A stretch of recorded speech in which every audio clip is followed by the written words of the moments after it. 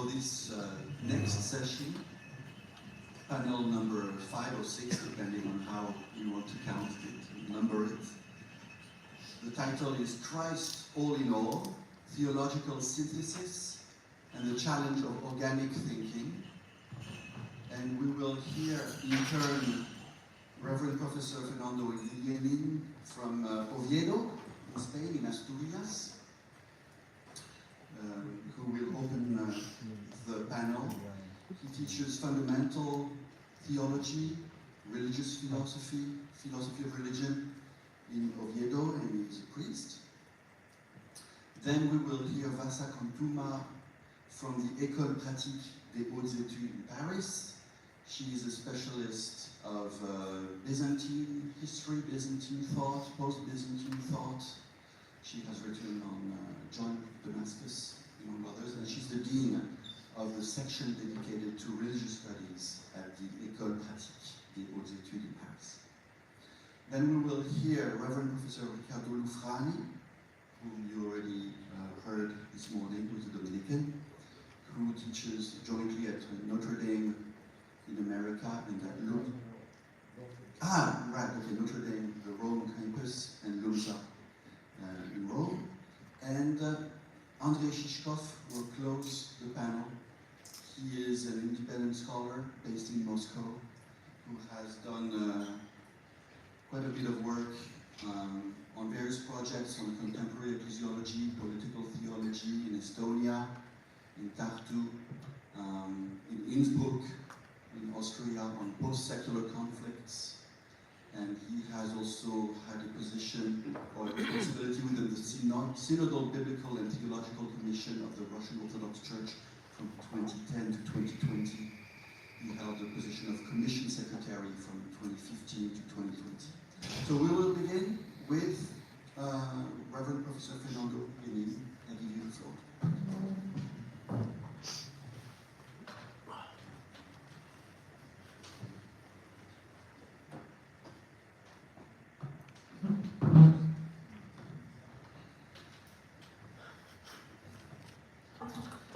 Excellencies, colleagues, the topic I suppose form part of the fundamental theology, and his title is All in All, Theological Reflections on Nicea and the Inculturation of Faith. The Christian faith is not something that each generation creates from scratch, but rather it is always received and accepted as a gift of grace, endowed with power and dynamism for every time, place, and socio-cultural context. In the tension between continuity and discontinuity, the Church remains one and the same everywhere and at all times. Faith, precisely because it is personal, is essentially communitarian and historical, and it is realized essentially in different cultural contexts. It is a matter of showing the integral totality of the Christian mystery, which reaches everyone. Indeed, historical circumstances were decisive in shaping in the inculturation of Christianity within the Hellenists of the Roman Empire. After the fierce persecution of Diocletian, starting with the Edict of Tolerance of the Imperial Llenin and the grant of freedom to Christianity by Emperors Constantine and Licinius through the Edict of Milan in 313, a relationship was established between the political stability of the empire and the life of the Church. The guardianship of peace within the Church was seen in a unifying element in both politics and doctrine. The Church was under pressure to find an expression of faith that would put an end to its divisions. The reason for this lay precisely in the doctrinal controversies within Christianity. Basil of Caesarea for example, described the internal situation of the church at that time by comparing it to a nightly naval battle. The battle between political adaptation, philosophical enlightenment, and religious resistance confused the church more than previous persecutions. For the emperor, theological controversies were a political problem because they affect the peace of the empire and hindered the construction of a new unity. But the unity of the church, which was the foundation of political unity, could only be achieved through doctrinal unity. That is why the emperor convened the first ecumenical council in history, Nicea. The central question was, as all of us know, the divinity and humanity of the incarnate Son of God, specifically whether or not he was unbegotten, genitus or agendetos. Arius proposed an adaptive Christianity as a philosophical monotheism. The absolute oneness of God, in his view, would make the affirmation of two ingenitus impossible and contradictory.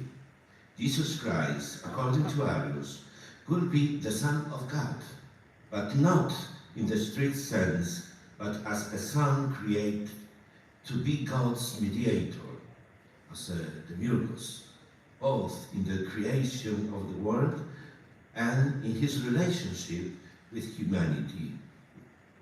In this way, the understanding of Christ was inserted into the Neoplatonic conception predominant in Hellenistic philosophy, while still retaining expressions of the biblical tradition.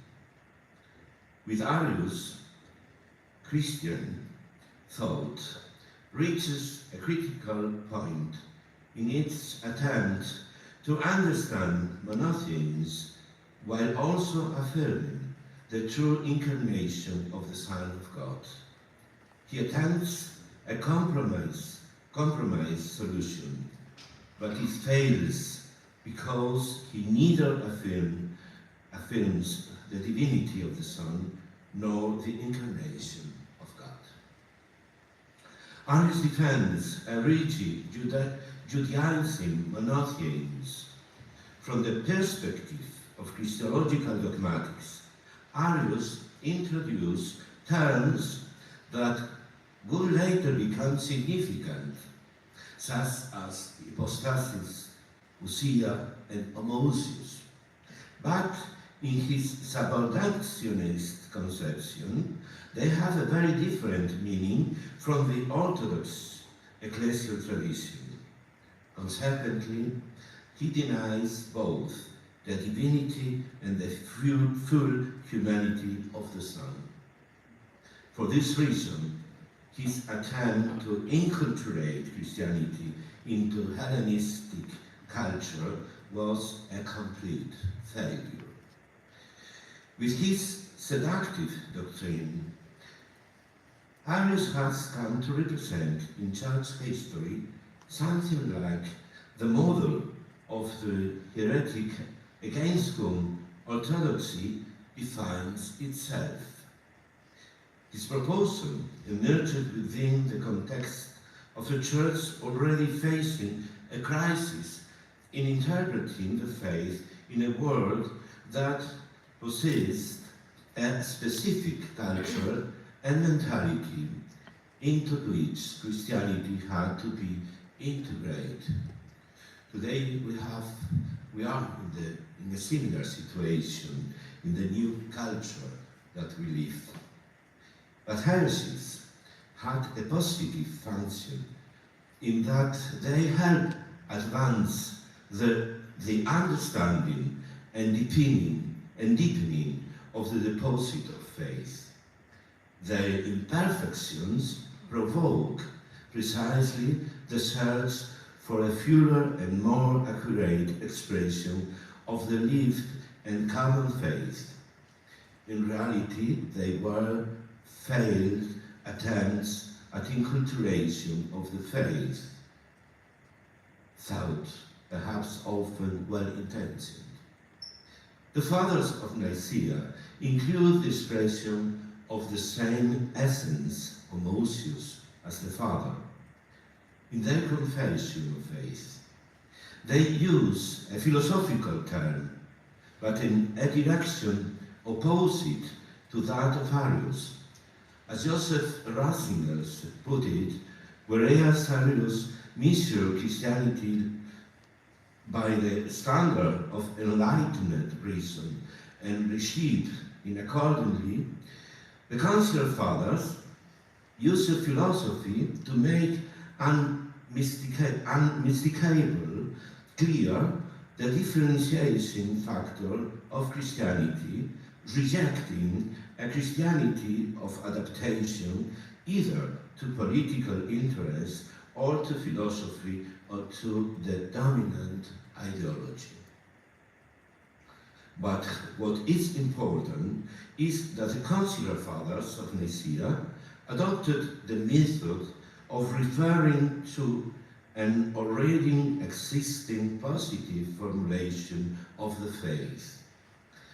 Nicea highlights the relationship between liturgy and theology by beginning its work with a baptismal confession of faith from a local church, maybe Caesarea, and the Trinitarian formula in the name of the Father, and of the Son, and of the Holy Spirit. Thus, the Trinitarian form of the whole Christian life is key to a hermeneutical understanding of the dogmatic form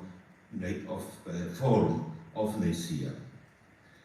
Through the symbol of a local community, Nicea arrives at formulating the first profession of faith with universal value for all.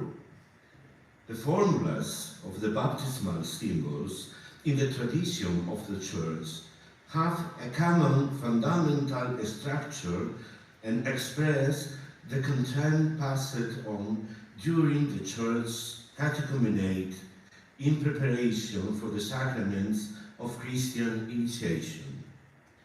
They presuppose, therefore, the catechumenate as a formative processual itinerary through which the individual is gradually inserted into the life of the faith of the Church, receiving charisma, doctrinal instruction, dogma, initiation into both personal and communal prayer, and a spiritual conversion.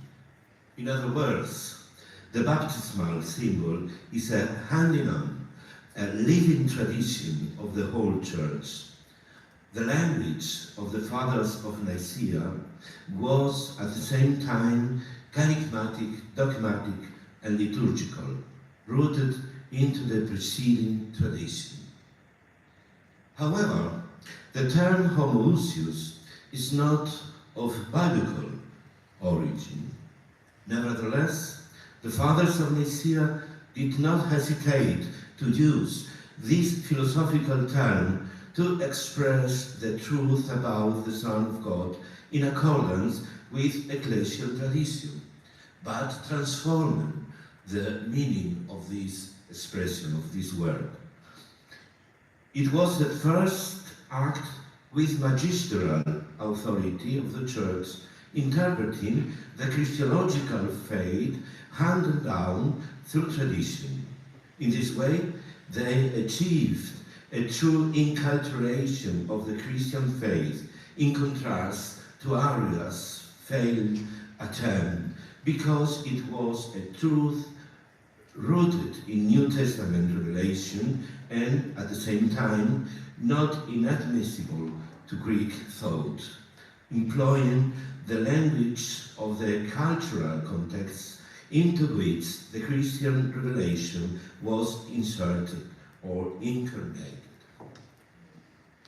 The Nicene symbol is, above all, an ecclesial symbol of the whole Church, and of the whole of the Church life of faith, and therefore serves as an instrument of unity for the universal Church.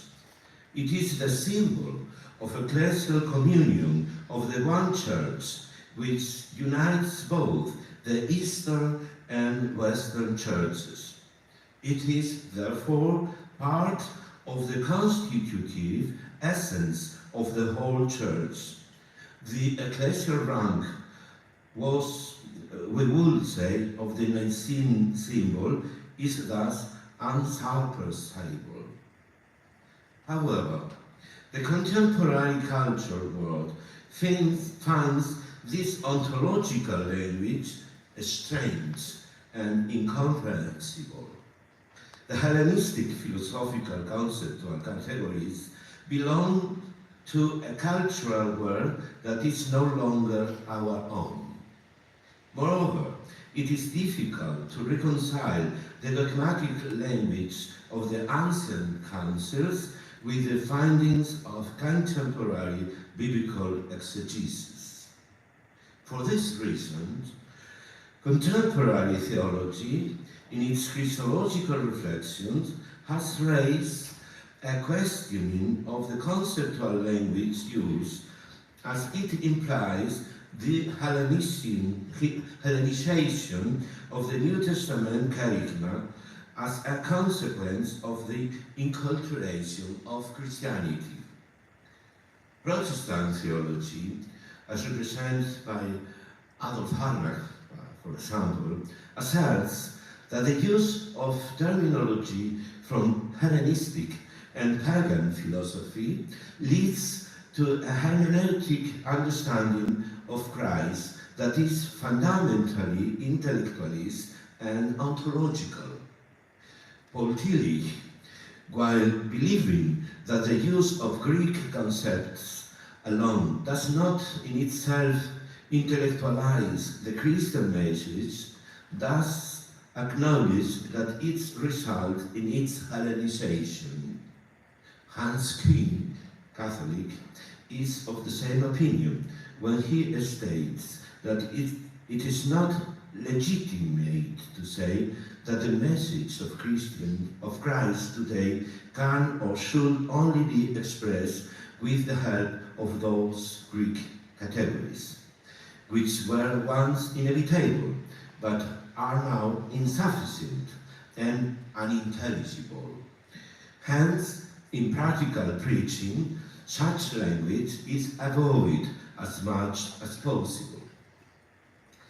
But this, he said, does not mean that the dogmas of the ancient council should simply be set aside, because they represent the testimony of a living church that has evolved throughout the centuries. Starting from the principle that Christianity is not bound to or confined within a single culture or time period, but rather by the same principle of the Incarnation, every cultural context is capable of receiving the gospel in its own way. A hermeneutic of the council is proposed that involves not only a synchronic reading relative to the historical ecclesial context in which it took place, but also a diachronic one.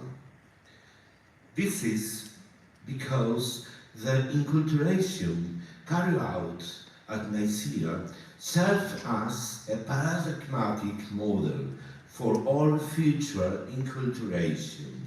It constitutes an archetype, a method, a reference path for any possible enculturation of the faith within the whole Church. It is not merely a particular case, close and confined to its own historical limits, but one that possesses a dynamic openness that extends to our present time and diverse cultural contexts, a referential model that serves the preservation and realization of the unity of the entire Church. For example, Joseph Ratzinger once said that even today the Church cannot be saved by means of adaptations to dominant theories or ideologies, because the unity of the Church is not achieved through merely human interest, but it is the work and gift of the Holy Spirit. Therefore, returning to Nicea is not a mere scholarly historicist exercise, but the practice of a living theology in the kairos of our present moment. Yet, it is true that Christianity today faces serious difficulties in making itself understandable and acceptable to contemporary society and mentality. However, the attempt to adapt Christianity to the dominant ideologies of this historical moment in Western society carries a suicidal danger for the Church itself, which seeks to preserve its relevance by losing its identity.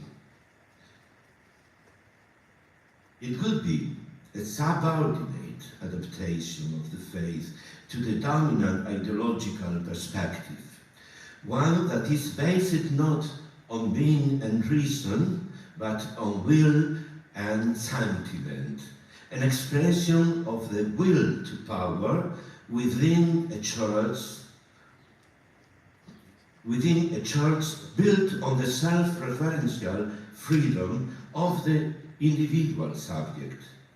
In this way, the unity of the Church collapses into a relativistic pluralism, confused and diffuse, that paradoxically ends up serving worldly power. In my opinion, this is a principal problem, for example, for the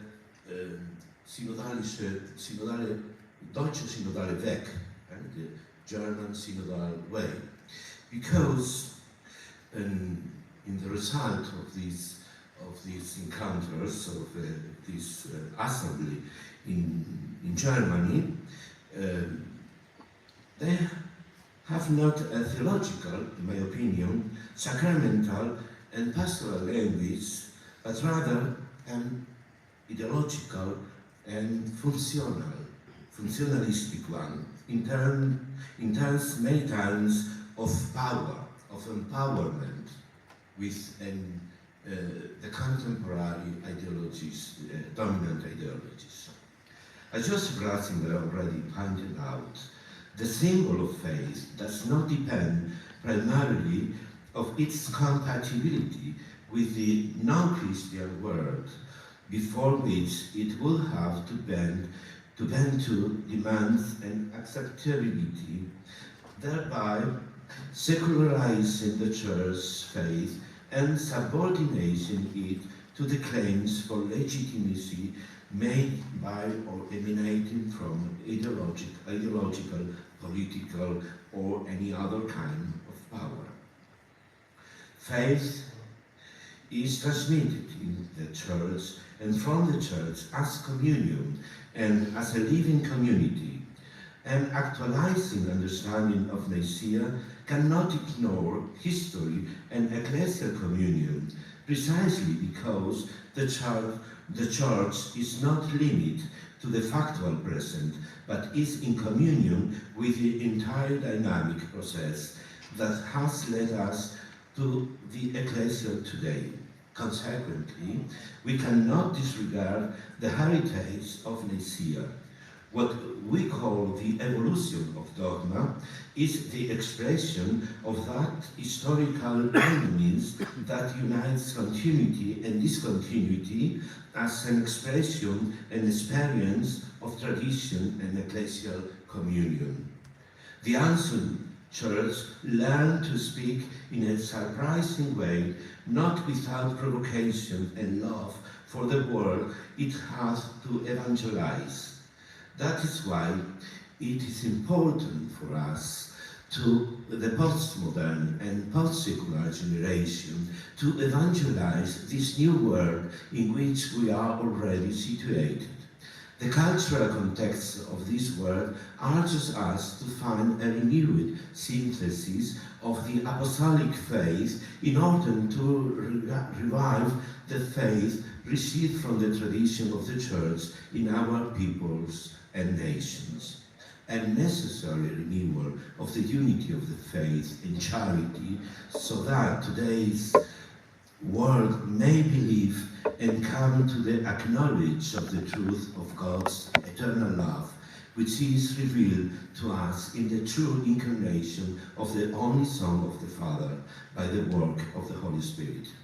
It is necessary that we become one in the holy and individual and undivided Trinity, and thus be a sign raised up before the nation of today, who lie in scattered and fragmented confusion, so that they too, even today, for this generation, may attain the salvation that Jesus Christ has brought us, and thus God may be all in all.